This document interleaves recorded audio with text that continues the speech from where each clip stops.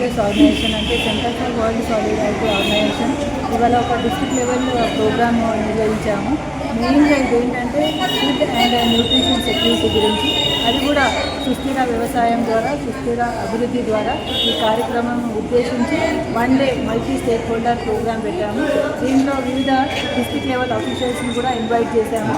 అట్లనే మేము పనిచేస్తున్న అంటే సిడబ్ల్యూఎస్ ఆర్గనైజేషన్ పనిచేస్తున్న అరకు, దుమ్మిగూడ, తర్వాత ఉక్కుంపేట మండలాల నుంచి రైతులు వచ్చారు. వాళ్ళు అక్కడి నుంచి స్త్రీలు కూడా వచ్చారు. వాళ్ళంతా కూడా అంటే వాళ్ళకి మేము అక్కడ గత 2 సంవత్సరాల నుంచి మేము అక్కడ వర్క్ చేస్తున్నాము. ఫుడ్ అండ్ న్యూట్రిషన్ మీద మెయిన్గా ఫార్మర్స్తో మేము ఫోకస్ చేస్తూ వర్క్ చేస్తున్నాము. సుస్థిర వ్యవసాయం మీద, న్యాచురల్ ఫార్మింగ్ మీద.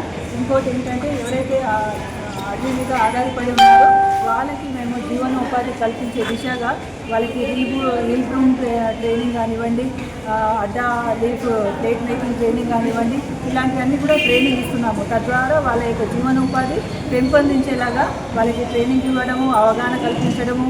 అట్లనే వాళ్ళ యొక్క వచ్చిన వాళ్ళంతా కూడా గ్రామ పంచాయతీలో వాళ్ళ గ్రామ సభల్లో వాళ్ళు మంచిగా యాక్టివ్గా పార్టిసిపేషన్ చేయాలి.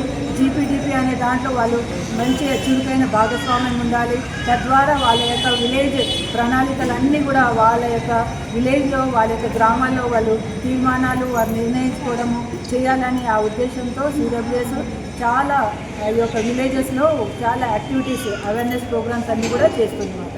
సో ఆ ఉద్దేశంలోనే ఇవాళ one day stake holder meeting కూడా కండక్ట్ చేశాం. Thank you.